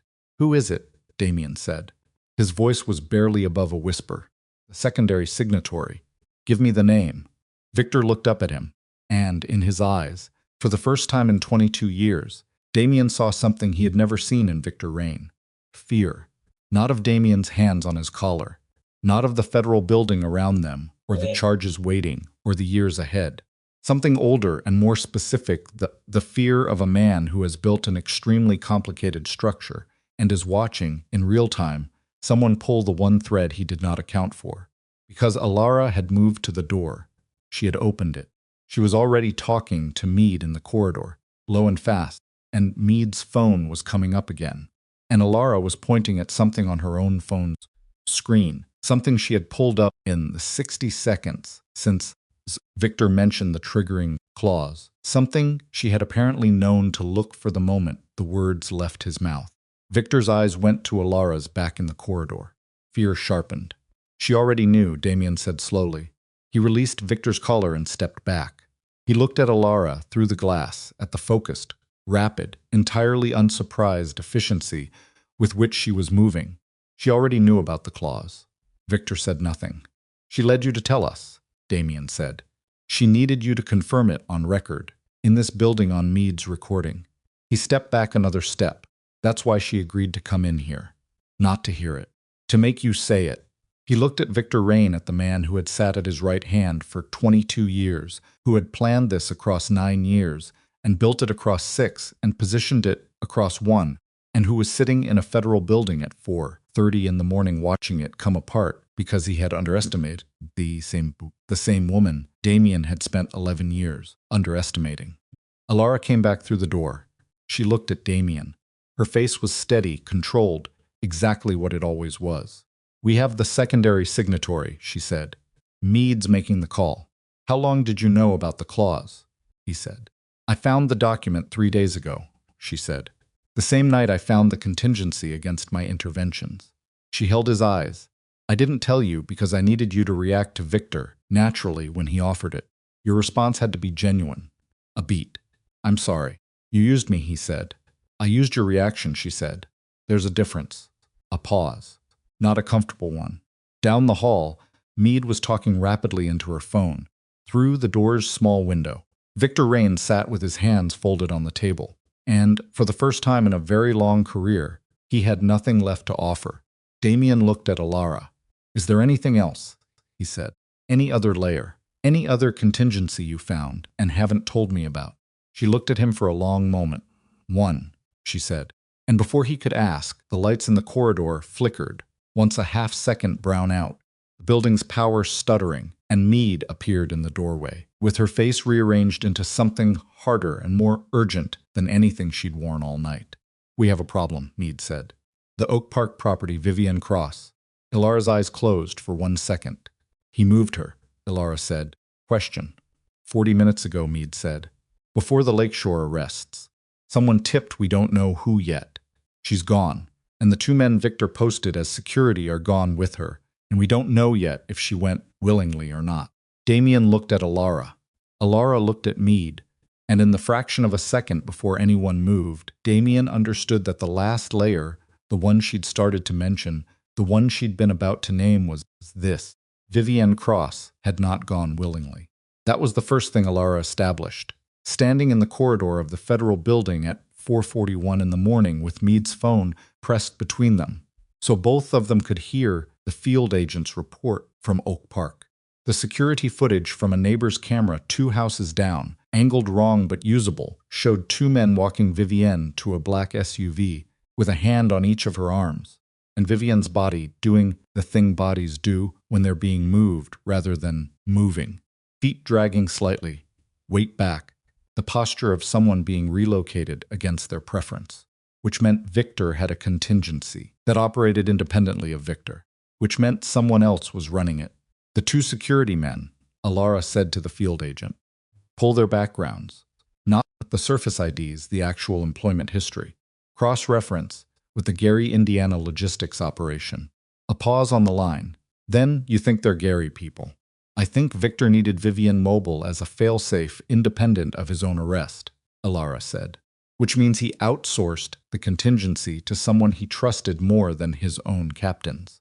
The Gary connection is the only external relationship that predates the parallel organizational structure. She looked at Meade. If I'm right, there's a location, a secondary property connected to the logistics company, probably registered 3 or 4 shell entities deep. I need access to the financial database we submitted on the hard drive. Meade was already moving. Damien followed them both down the corridor at the pace of people who are not running but are moving as fast as walking allows, and he watched Alara's back, the set of her shoulders, the way she turned her head slightly as she talked, processing and directing simultaneously, and he thought about Victor saying, I've known you for 11 years. Victor had known her for 11 years and had still underestimated her. Damien had known her for 11 and had dismissed her entirely. He wasn't sure which of them had made the larger error, and he wasn't sure it mattered anymore. The room Meade took them to had 3 monitors and a federal analyst named Torres, who looked like he'd been awake as long as the rest of them and was handling it less gracefully. With a coffee cup that had left rings on the desk and reading glasses, he kept pushing up his nose. Alara sat beside him without being invited and navigated to the shell company registry section of the financial architecture she'd built, and Torres watched her move through his own database with the expression of a man who recognizes a different level of competence and has the professional integrity to simply get out of its way. 4 minutes.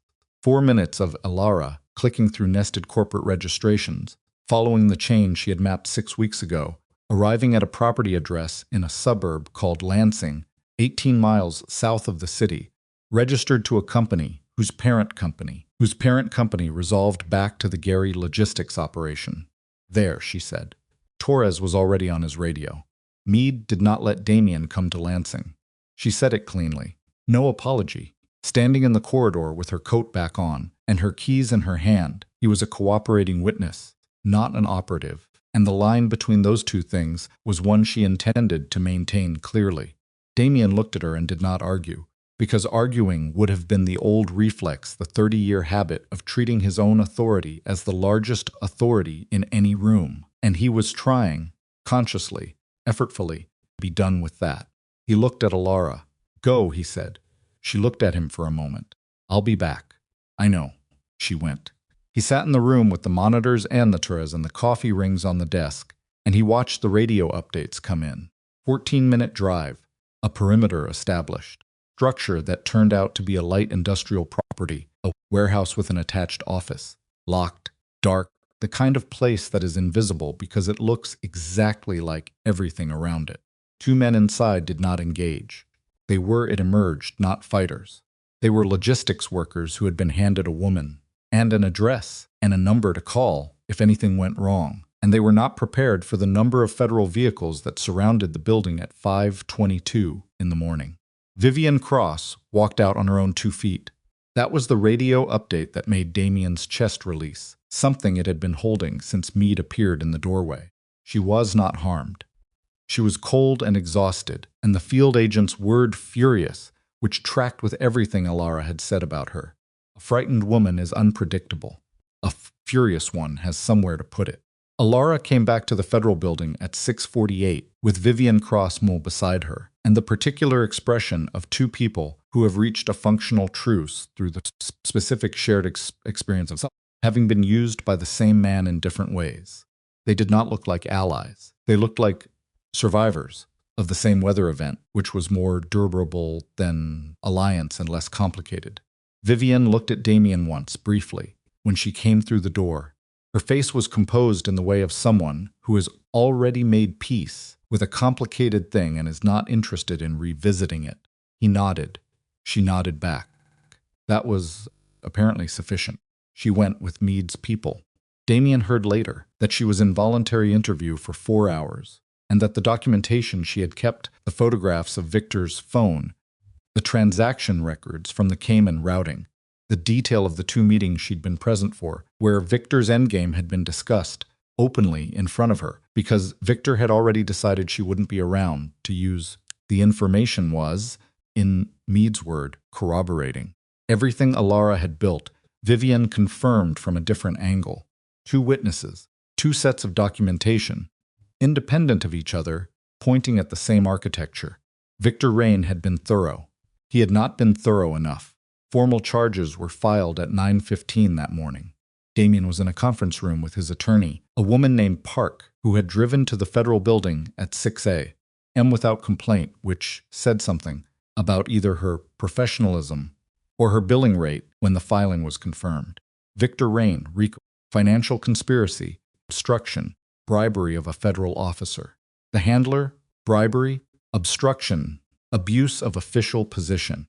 The secondary signatory, a mid-level supervisor in a federal financial oversight division who had been drawing a government salary for 12 years, while running a side arrangement that involved, among other things, helping Victor bury documentation, federal conspiracy, obstruction, abuse.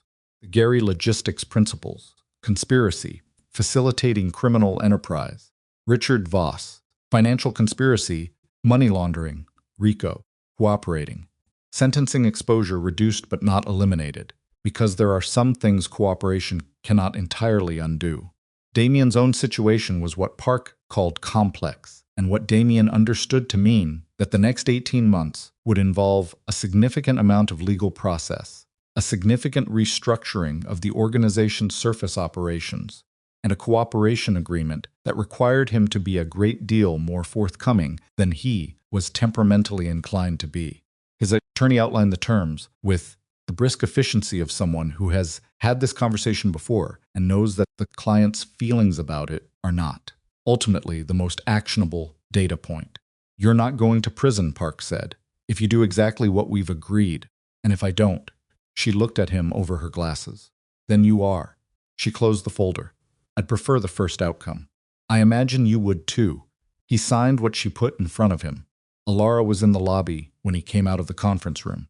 She was sitting in one of the hard chairs against the wall, and she had apparently, at some point in the last hour, found coffee that was better than gas station quality, which struck him as a characteristically Ilara accomplishment in a federal building at 9 in the morning.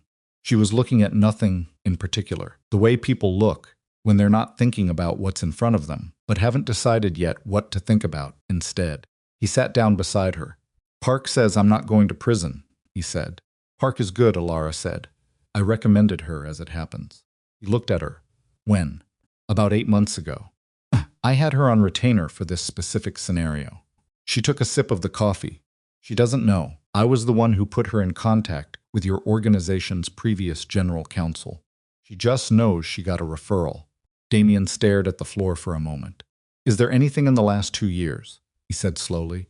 "That happened without your involvement." Ilara considered this with apparent sincerity. "A few things," she said. "Mostly weather." He almost laughed. It came out as something shorter and more tired than a laugh, but it was in the same family. They sat in the hard chairs of the federal building lobby, and the morning came in through the glass doors in the flat gray way of Chicago October mornings. And the building moved around them, agents, staff, the ordinary machinery of an institution resuming its day, and neither of them spoke for a while, because the silence was not uncomfortable, and they had both been moving at a pace that had not allowed for silence in a very long time. "What happens to you now?" he said. "My cooperation is formally documented," she said. "Context of the interventions is established in the record. The exposure is managed. It will take time. There will be conditions." She paused. "I'm not entirely clear on all of them yet." "Meade was straight with you?" "Straight as she could be given what she has to work with." She looked down at the coffee cup. "There's a conversation with a federal prosecutor in about 3 hours. That conversation will tell me more than I know right now. Do you want Park in that conversation?" Ilara looked at him. Something moved in her expression, brief, complicated. The look of someone processing an offer they had not expected, and are not sure what to do with. "I have my own attorney," she said. "I know you have your own attorney. I'm asking if you want Park as well." A pause. "Why?" she said. "Because Park is good," he said, "and you recommended her."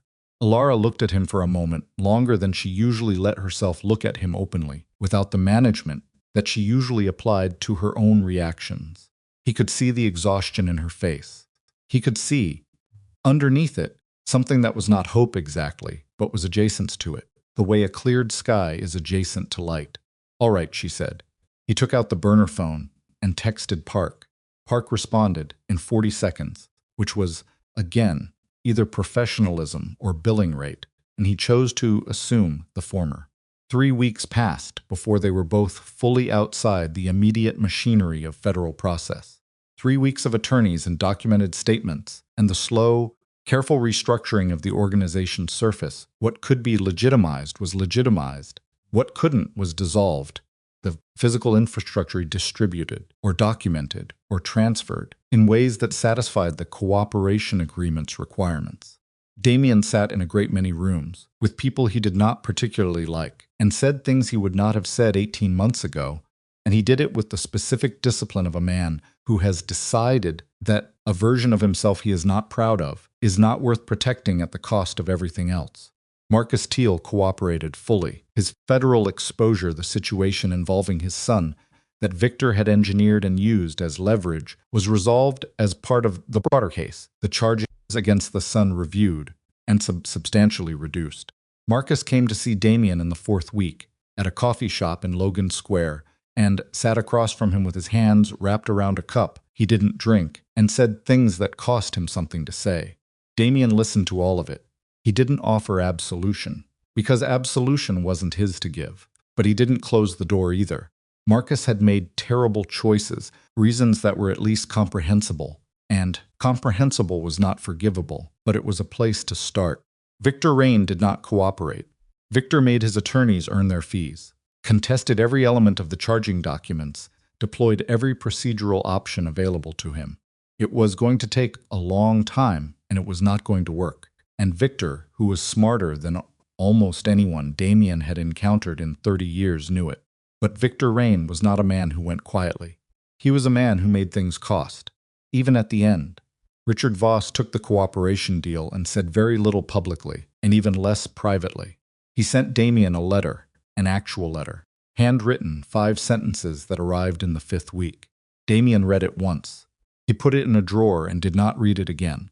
Not out of anger, but out of the recognition that some things don't yield more meaning with additional examination. Richard had made his choices 9 years ago, and they had calcified into a structure that had very nearly destroyed Damien and had certainly destroyed whatever remained of the relationship. The letter was 5 sentences. It did not add up to an explanation, and Damien was done waiting for one. Vivian Cross retained her own attorneys and navigated her own situation, which involved the Cross family's political infrastructure, doing the kinds of things political infrastructure does when one of its members becomes inconvenient, distancing, reframing, the very deliberate work of making a person into an isolated incident. She gave her testimony, received her consideration, and moved to an address in another city that Damien did not know and did not try to find out. She had been used by Victor and had also made choices of her own, and the mixture of those two things was something she was going to have to carry in whatever proportion felt honest to her. That was not Damien's calculation to make. The charity gala was Alara's idea. Not a gala, exactly a function.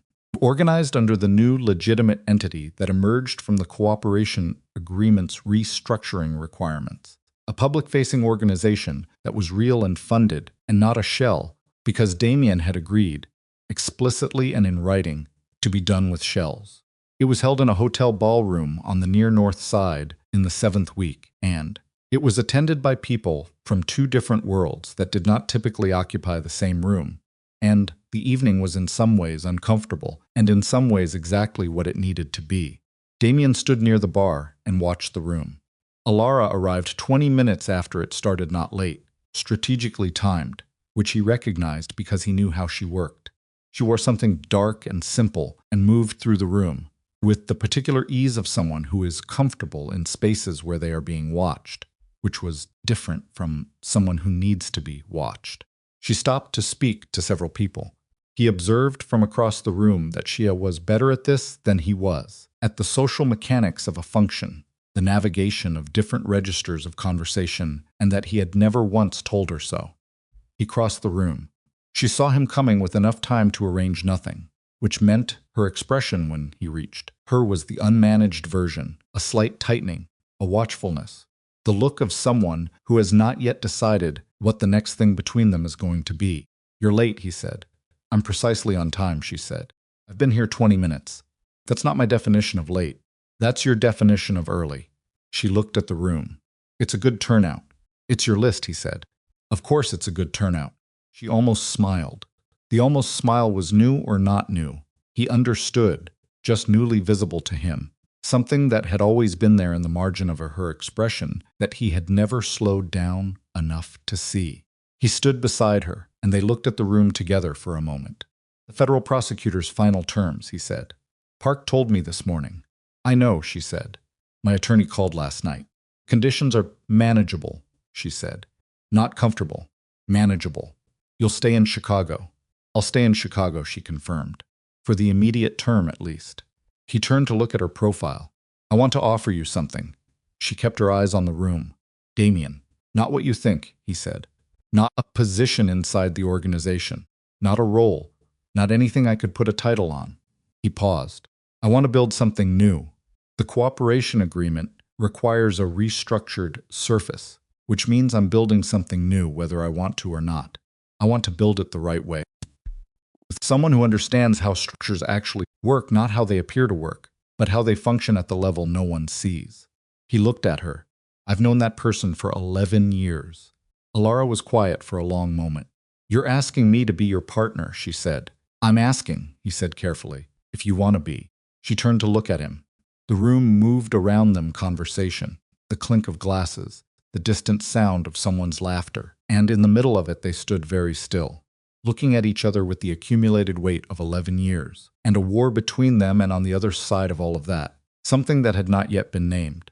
"Think about it," she said. "That's all I'm asking." She looked at him for another moment. Then she looked back at the room. "Your tie is crooked," she said. He reached up. It was slightly. She reached up too, and with the practiced ease of someone who had straightened his tie for a decade, she adjusted it 2 seconds precise, without making anything of it. Then her hands came down, and she stepped back 1 step into her own space, and they stood there together, not touching, with 2 inches of air between them and the entire complicated architecture of what they were to each other, unresolved and present, and for the first time survivable. 6 weeks after the gala, Damien sat at the head of a new table in a new office, in a building that had nothing attached to it but what it claimed to be. The morning light came through the east windows, at an angle that meant something about the season turning. His coffee was from the place on the corner that Alara had identified as the only acceptable option within walking distance, and it was good, as she had said it would be, because her assessments of things were reliably accurate, and he had stopped being surprised by that. The meeting that morning was operational restructuring, logistics, compliance, documentation, the particular texture of building something with fewer shadows than he was used to. It was slower work, more visible. The instinct to find the shortcut, the workaround, the lateral move that gained ground, without appearing to that instinct was there, was probably always going to be there. And he sat with it each morning and made a different choice. The door opened at 10:15. Alara came in without knocking, which was not a new behavior. She had never been interested in the theater of knocking on a door to announce herself to someone who already knew she was coming. She sat down across from him and put a folder on the table and said, "The Carver Group has a proposal." "I know," he said. "They sent it yesterday." "I annotated it," she said. "The financial terms in Section 3 are workable, but the liability language is not. Exposes the new entity to a class of risk that the cooperation agreement explicitly disqualifies." He pulled the folder toward him. Her annotations were in the margins, in the same careful small handwriting that had covered the legal pads in the kitchen. 11 years of a kitchen he would never stop seeing when he thought about the specific quality of his own blindness. He read through them. She was right about Section 3. He was finding right about most things, not because she was infallible, but because she checked her work. "Fix it," he said. "I already drafted revised language," she said. She pulled a sheet from the back of the folder and slid it across. "If they accept it, we can sign by Thursday." He looked at the revised language. Clean, precise, exactly calibrated to what the cooperation agreement allowed, and no further. He looked up at her. She was watching him, with that face that contained one, the one he had learned to read properly, the one that was not coldness, but was in fact the opposite, was the face of someone who felt things so specifically that general displays of emotion felt like counterfeits. She was waiting to see if the work was sufficient, the way she had always waited, and what was different now was not what she was doing, but what he was doing, looking at it, actually looking, and seeing what it cost her to keep showing up at this table after everything. "It's good," he said. She nodded. She started to stand. "Alara." She stopped. "I know you said you'd think about it," he said. "I'm not asking for an answer today, but I want you to know that I'm asking, because I understand what I'm asking. Not because I need someone in the building who's good at this. I could hire someone who's good at this. I'm asking because..." He stopped. He was better at knowing what he meant than at saying it, had always been, and she knew that, and he saw her register the pause with patience rather than pressure. "Because I see you," he said. "I'm asking because I finally see you, and I don't want to build something again with you on the outside of it." The room was quiet. Outside the east windows, the season was doing what seasons do, moving past, the light already different than it had been an hour ago, and different again than it would be tomorrow. The city below went about its ordinary business. Alara stood with one hand resting on the back of her chair. "Ask me again in 3 months, she said. 3 months, he said. "Things need to settle," she said. "The legal picture needs to stabilize. I need to know what I'm agreeing to, and so do you. And right now there are still too many variables." She met his eyes. 3 months. "Okay," he said. She picked up her bag. She moved toward the door. "The coffee from the corner is better, if you get it with the dark roast," she said, not turning around. "The medium roast is fine, but it doesn't hold when it cools." "I'll remember that," he said. She went out. The door closed behind her, not slammed, not gestured, just closed, the way she did everything. with exactly as much force as the situation required, and no more. Damien sat at his table in the morning light and drank his coffee and thought about 3 months and about what it meant to build something correctly the first time, instead of spending a decade learning what the correct version looked like from the wreckage of the wrong one. Thought about Victor Rain in a federal holding facility 2 miles away, spending his considerable intelligence on legal arguments that were not going to work. He thought about Richard in Scottsdale, cooperating, reducing his exposure one disclosure at a time.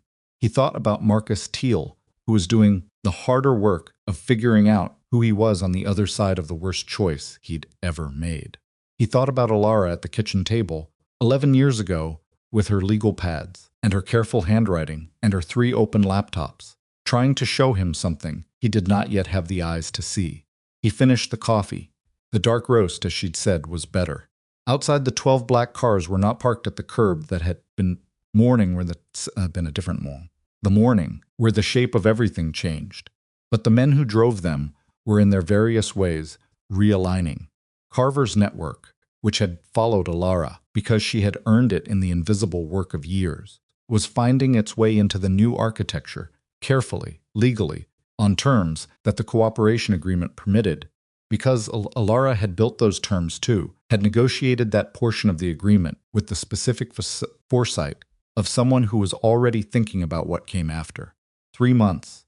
Damien put the folder in his drawer and opened the next item on the morning's work and got to it, because that was what there was not the version of his life he'd built on visibility and force, and the assumption that authority was its own justification, but this one, slower and more exposed and built on the foundation of what he actually knew now, which was considerably less comfortable and considerably more honest than anything that had come before.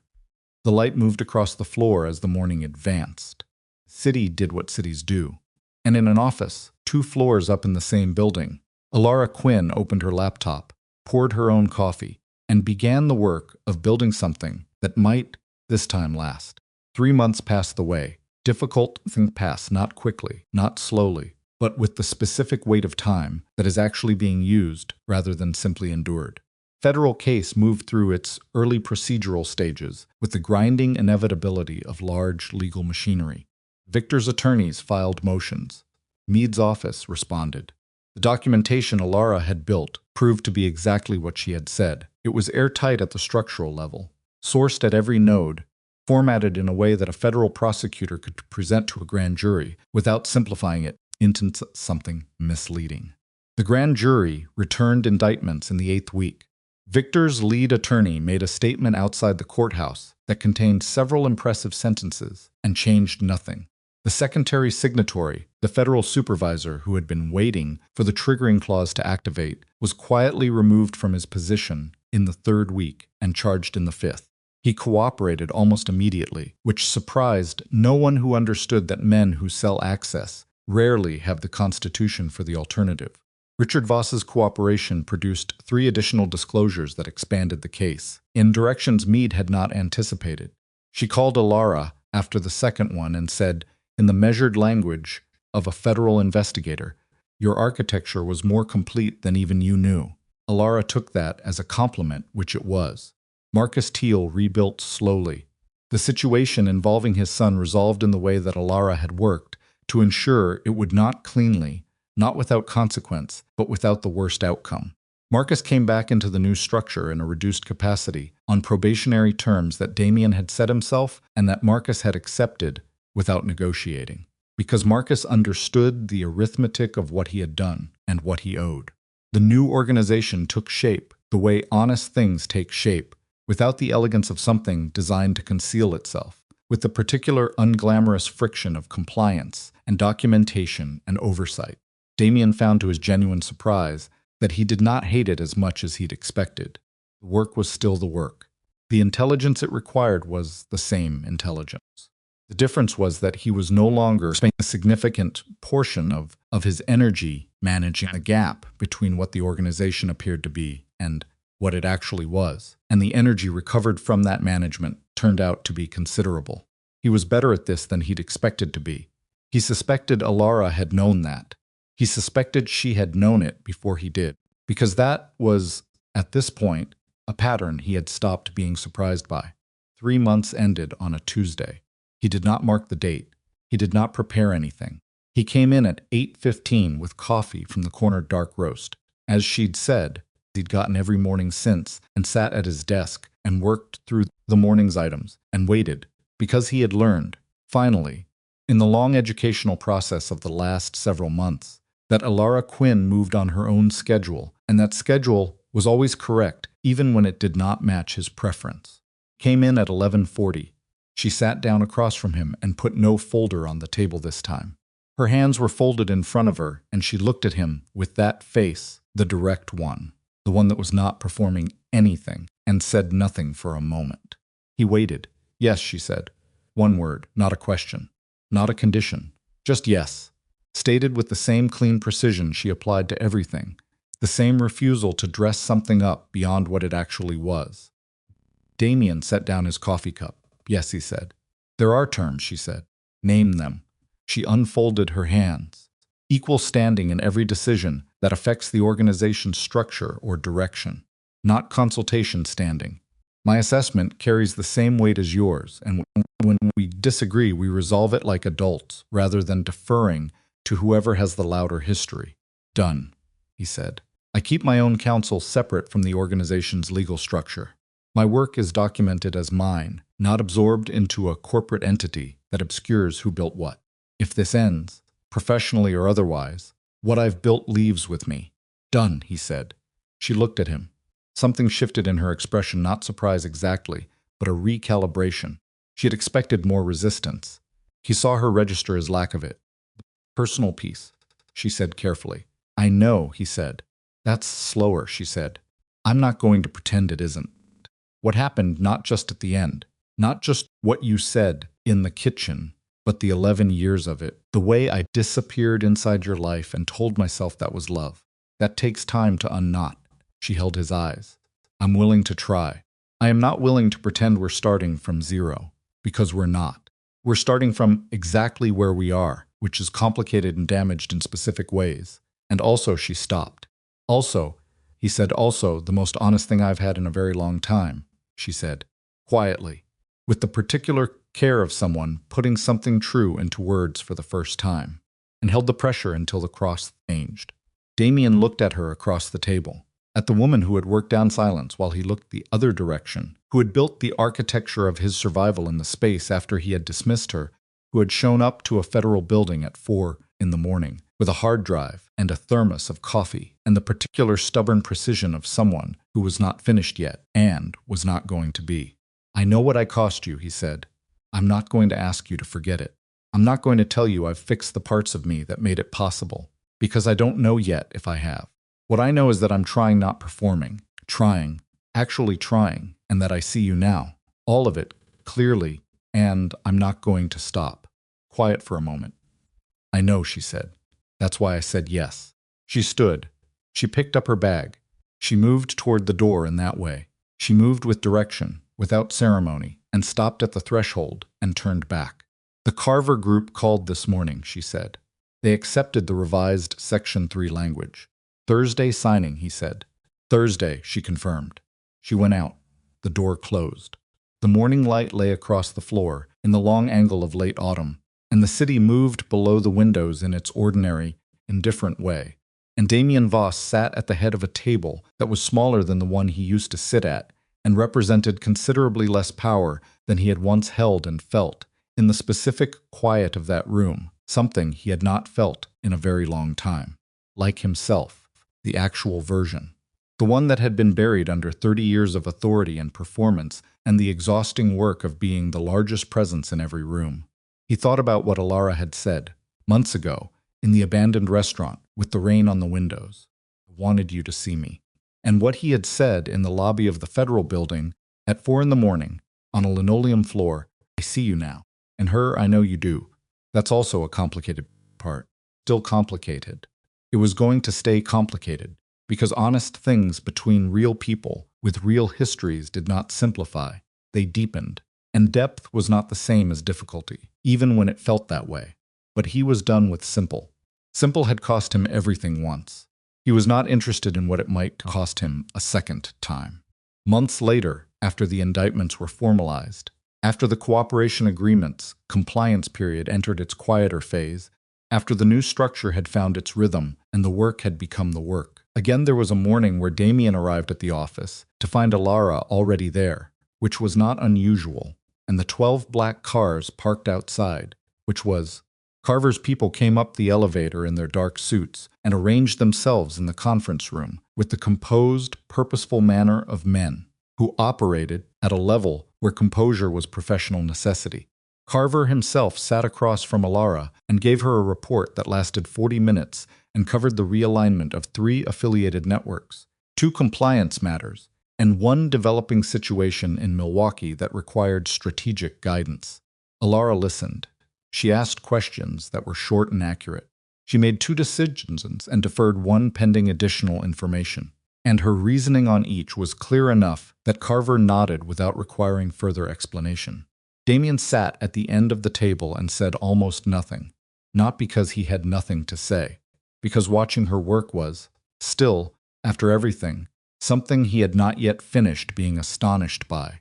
The way she held the room without claiming it, the way the men across the table, who had spent their careers in spaces built on force and visibility, leaned slightly forward when she spoke, not from deference to power, but from the more specific deference of people who recognize someone who is almost always right. When Carver's people left, Alara turned to Damien. "Milwaukee," she said. "You have thoughts too," he said. "Tell me," he told her. She listened without interrupting, which was one of the things about her he had taken longest to understand. Was a skill and not an absence. When he finished, she was quiet for a moment. "The second option," she said, with a modification. "Show me." She pulled up the file and showed him. The modification was better than what he'd proposed, which was, at this point, routine enough that it landed simply as information rather than as the challenge to his authority it would have felt like 18 months ago. "The second option with your modification," he said. "Done." She closed the laptop. She sat back. Outside, the 12 cars pulled away from the curb, one by one, smooth and unhurried, disappearing into the city's ordinary morning traffic until they were indistinguishable from everything else around them. Damien looked at the empty street, then at Alara. She was looking at the street too, with the expression she wore when she was thinking about something that wasn't in the room, not distant, just present in 2 places at once, which was a thing he had come to understand, was simply how she moved through the world. She felt him looking. She turned. For a moment they simply looked at each other across the table. In the morning light, with all of it between them, and all of it behind them, and the particular strange gift of being still here on the other side of everything that had tried to end this. "Coffee," she said. "Dark roast," he said. She stood and went to get it, and he watched her go, and the room held the quiet of something that had finally, after a very long time, settled into its true shape, not perfect, not repaired, not the story either of them would have written if given the choice at the beginning, but real, and real, he had learned, was the only thing that lasted.